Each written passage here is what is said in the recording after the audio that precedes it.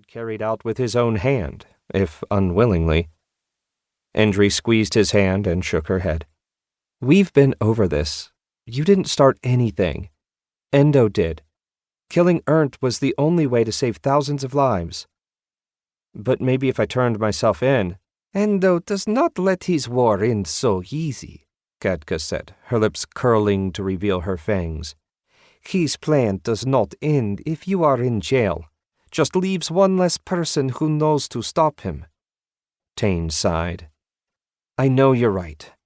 They'd made the same case to him more than once, and he'd come to accept it, even if Ernst's blood had rather literally been on his hands. It's just hard to look at all those ships and not wish for an easier way. But there wasn't one. They'd spent long enough looking to be sure of that. In the months since they'd fled Belgrier as wanted fugitives, he and the others had followed Endo's trail from port to port, working with limited resources and evading the authorities everywhere they went. There was always a suggestion of a plot to lead them on, a vague outline of secret contacts and covert meetings, of illicit goods changing hands. Most recently, the would-be emperor had stopped in Rien, where the Stooke family had a number of trade contacts, but Tane and the others couldn't pin down who he'd met with or why. They'd yet to find any hard evidence of his hand in kindling the growing wildfire, and if they didn't uncover something soon, the flames would spread beyond any hope of control. And now they'd tracked him back to Audland, which Tane guessed meant time was short. Endo Stooke had too much pride to flee again from the place that was supposed to be the heart of his empire. He wouldn't have come back unless it was intended to be a permanent stay, unless he believed the crown he dreamed of was as good as his.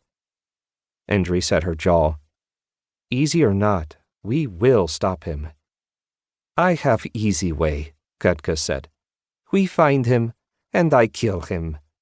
Her tone was deceptively light, but her big, furry fists were balled tight at her sides, and Tane knew she wasn't joking. She'd abandoned the idea of mercy when Endo had escaped on the back of the reanimated dragon he'd stolen from her and Iskar's little family. Maybe wait until we get some evidence first, said Indree. Remember, we're fugitives here, too. It's not only the Belgrians or the Estians we have to worry about if we can't prove Endo is behind all this. We could just as easily end up in an Audish prison. A practical appeal, rather than the stern opposition she'd have raised just a few months ago at the suggestion of killing Endo without trial. Tane knew Indree Lovial better than most, and he knew that the constable in her hated the idea, but she'd been through enough with them now to know that pragmatism was the best approach with Kadka. Kadka shrugged. Fine. First, he talks. Then I kill him.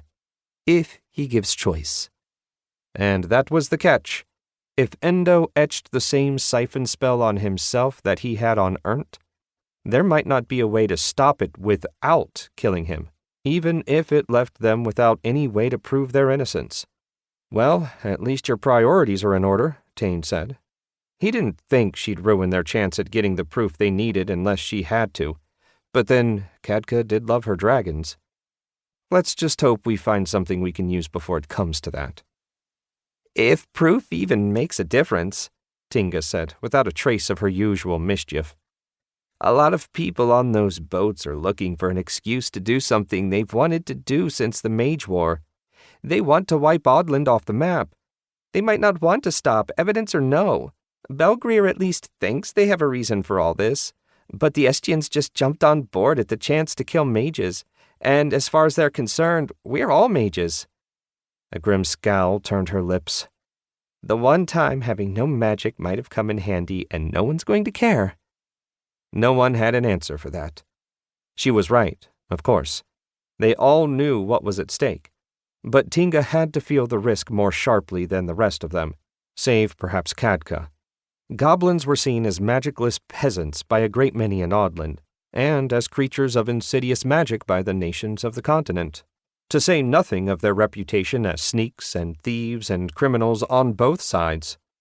If Audland fell, it was the goblins and the kobolds and the orcs who would suffer most, whether from Endo and his knights or from foreign invaders. Tane was opening his mouth to say something, although he